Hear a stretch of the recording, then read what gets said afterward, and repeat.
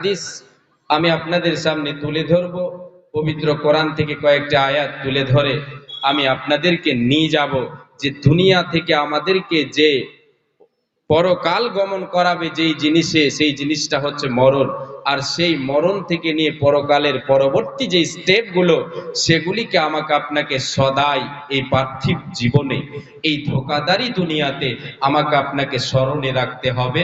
আর সেই জায়গাগুলোর জন্য, পরকালের জন্য আমাকে আপনাকে এই পার্থিব জীবনে আমাকে কিছু সঞ্চয় করতে হবে, কিছু আমল সংগ্রহ করতে হবে, সৎ আমল করতে হবে।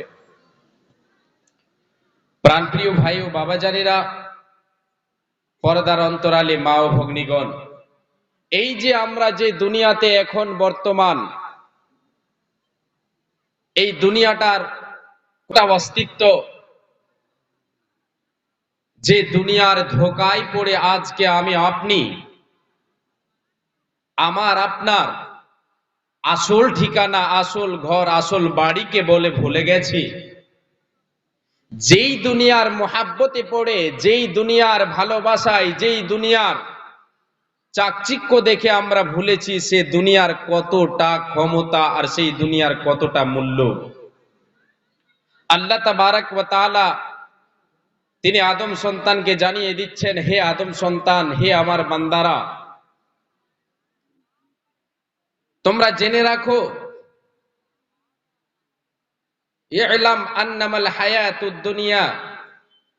আল্লাহ তাবারাক ওয়া তাআলা বলছেন, হে মানব সম্প্রদায়, তোমরা জানো, জেনে নাও, তোমরা জেনে রাখো, শুনে রাখো এই দুনিয়ার অস্তিত্ব কতটা। আল্লাহ তাবারাক ওয়া তাআলা এই আয়াতে বলছেন যে দুনিয়াটা হচ্ছে একটা ধোঁকাদারি জায়গা, এটা হচ্ছে একটা চাকচিক্য জায়গা, এটা হচ্ছে একটা মোহ এবং মায়ার জায়গা।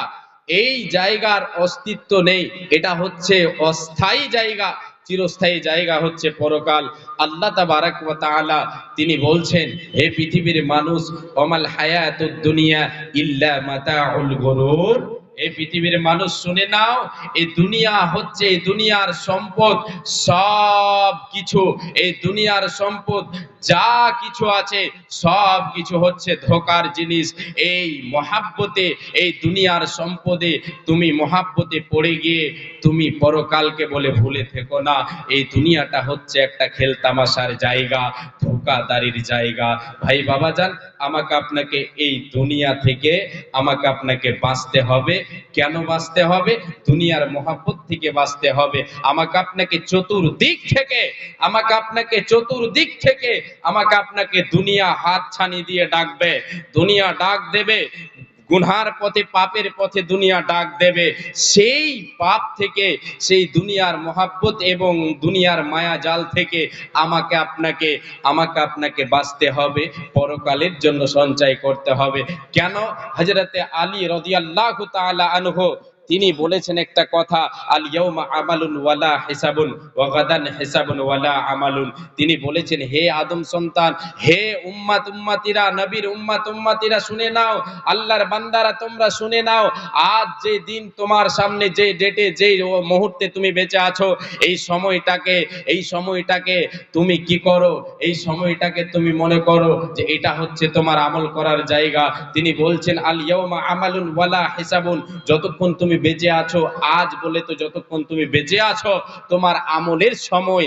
আর কাল, অর্থাৎ যখন তুমি মারা যাবে, তোমার আর আমলের সময় হবে না, তোমার হিসাব শুরু হবে, হিসাব, তোমার চুল ছিঁড়া হিসাব শুরু হয়ে যাবে। তাই তিনি বলছেন, আল ইয়াউমা আমালুন ওয়ালা হিসাবুন ওয়া গাদান হিসাবুন ওয়ালা আমালুন।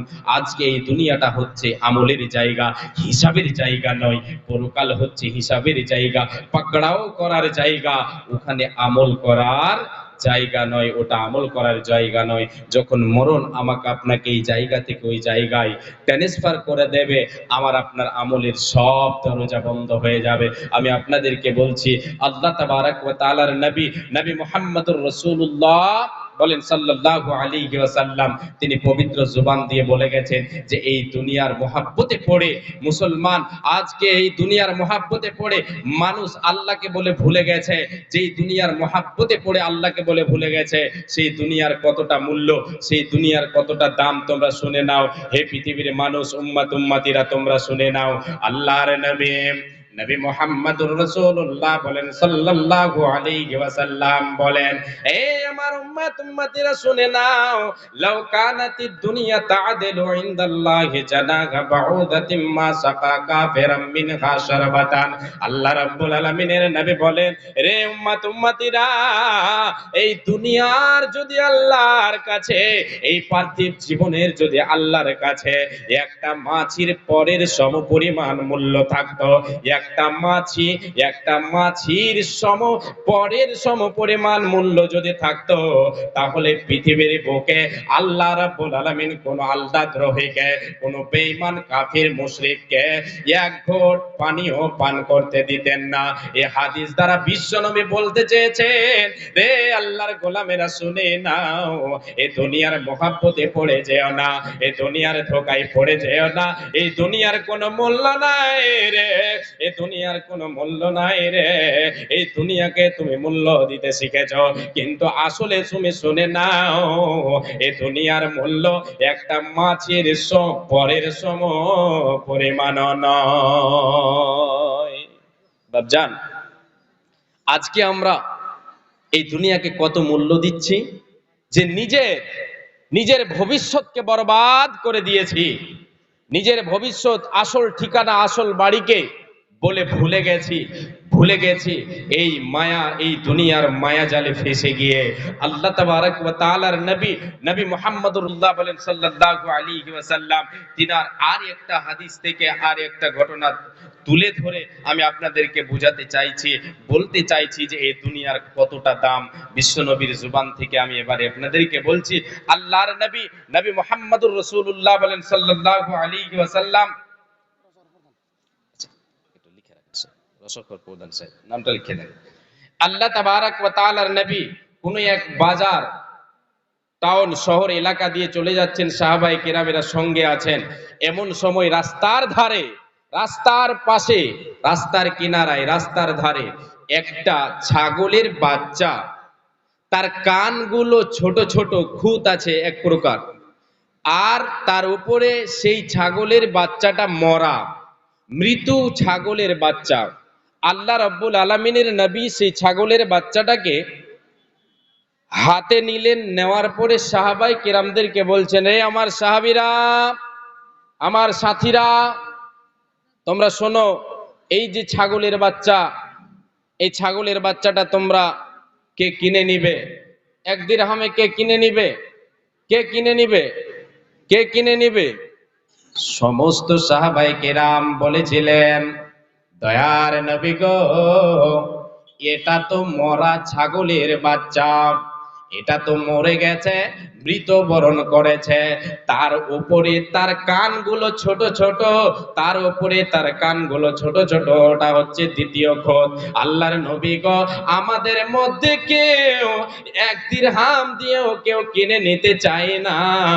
আল্লাহর নবী ওই কথাটা যখন শুনলেন সাহাবায়ে কেরামদের মুখ থেকে, এবারে তিনি আবার দ্বিতীয়বার ঘোষণা করে দিলেন, সাহাবীরা রে, আমি নবীজি তোমাদেরকে বলছি, শুনে নাও, পয়সা লাগবে না, তোমাদের টাকা দিতে হবে না, পয়সা দিতে হবে না, আমি তোমাদের ফ্রিতে দিয়ে দেব, তোমাদেরকে ফ্রিতে দিয়ে দেব। কে এটাকে নেবে তোমরা বলো, কে নেবে বলো, কে নেবে বলো? সাহাবায়ে কিরামেরা দ্বিতীয়বার যখন নবী আমার বললেন যে ফ্রিতে দিয়ে দেব, সমস্ত সাহাবায়ে কিরাম যিনারা সে সময় ছিলেন, নবীর সঙ্গে ছিলেন, সবাই বলেছিলেন, দয়ার নবী গো, এটা আমরা ফ্রিতেও কেউ নিতে চাই না, যেহেতু এটা মরে গেছে, এর কোনো মূল্য নাই, যেহেতু এটা মরে গেছে, এর কোনো মূল্য নাই। দয়ার নবী গো, আমরা এটাকে কেউ ফ্রিতেও নিতে চাই না।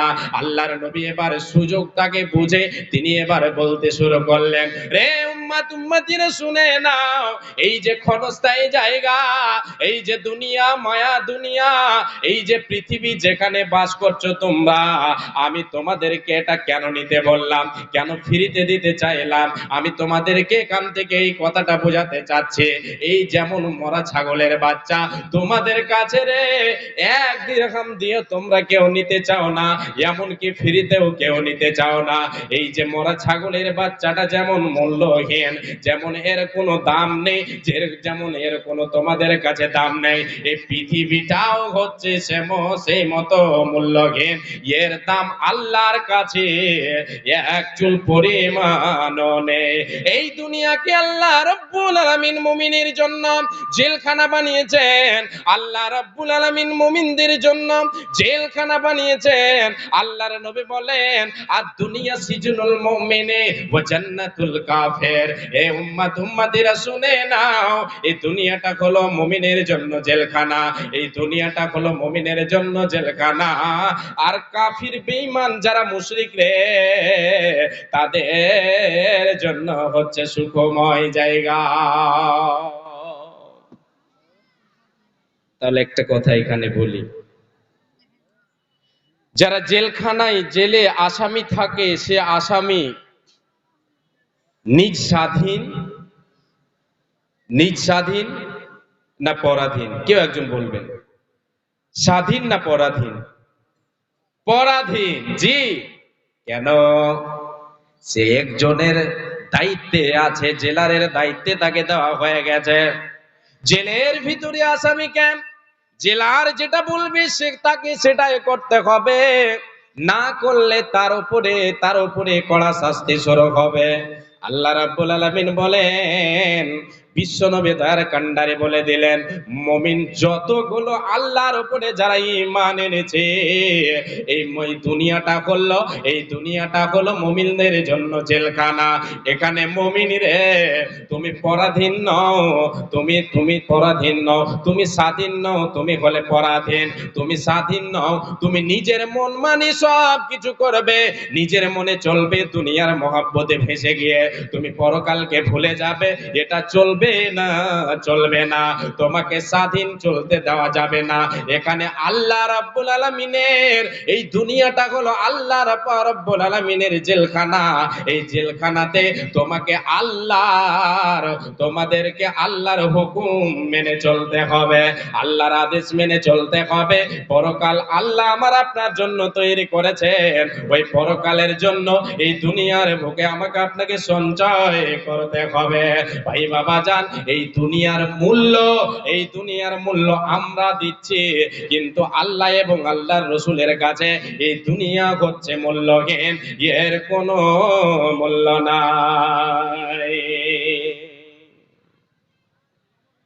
বাদশাহ হারুন রশিদের একটা ঘটনা শোনাই, যেখান থেকে আমি আপনাদেরকে দুটো কথা দেব যে এই দুনিয়ার মূল্য কতটা।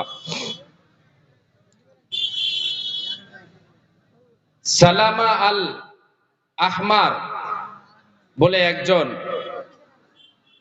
শিক্ষিত মানুষ, তিনি একদিন বাদশাহ হারুন রশিদের দরবারে প্রবেশ করছেন। প্রবেশ করেই তিনি বাদশাহ হারুন রশিদের রাজমহল, রাজপ্রাসাদ দেখে, প্রশস্ত বাড়ি দেখে তিনি বলছেন, বাদশাহ, এত সুন্দর প্রশস্ত বাড়ি আপনার, যদি এই বাড়িটা আপনার পরকালে আপনার কবরটা যদি হয়, তাহলে কতই না ভালো হয়। এই কথা যখন তিনি বললেন, সালামা বাদশাহ হারুন তিনি অঝর নয়নে কাঁদতে শুরু করলেন। অঝর নয়নে চোখের জল ঝরাতে শুরু করলেন। বাদশাহ হারুন রশিদ বলছেন, সালামা রে, তুমি আমাকে এসে কথাটা বললে, আমার অন্তরটা কেঁপে উঠল রে, আমার কবরকে বলে মনে পড়ে গেল রে। এই সালামা আল আহমার, তুমি আমাকে এমন কিছু আরো তুমি উপদেশ দাও, তুমি আরো কিছু উপদেশ আমাকে দাও। এবারে তিনি কি করলেন, সালামা বলতে শুরু করলেন বাদশাকে, ও বাদশাহ আমিরুল মুমিনিন, আপনি আপনার জীবনে এমন এক পর্যায়ে, এমন এক সময়, এমন এক জায়গায় গেছেন, মরুভূমিতে গিয়ে পৌঁছেছেন, যে মরুভূমিতে গাড়ি নাই, বাড়ি নাই, জমি না, গাড়ি নাই, বাড়ি নাই, গাছপালা কিছুই নাই, পানি নাই, খাবার নাই। এমন এক পর্যায়ে, এমন এক জায়গায়, এমন এক মরুভূমিতে আপনি চলে গেছেন আপনার জীবনে। আর সেই জায়গায় গিয়ে আপনি পিপাসার্ত হয়েছেন, পিপাসায় আপনার কলিজা ফেটে যাচ্ছে ওগো বাদশা, পিপাসায় আপনার কলিজা ফেটে যাচ্ছে, আপনি পানি পাচ্ছেন না। এমন সময়, এমন সময় আপনাকে এমন কোন এক ব্যক্তি গিয়ে বলছেন, বাদশাহ আপনাকে এক ঘুঁট পানি আমি দেব, আপনার রাজত্বের এক এক অর্ধেক, মানে রাজত্বকে দুই ভাগ করে এক ভাগ আমাকে দিতে হবে। আপনি কি এতে রাজি হবেন? বাদশাহ হারুন বললেন, আমি এতে রাজি হয়ে যাব। কেন?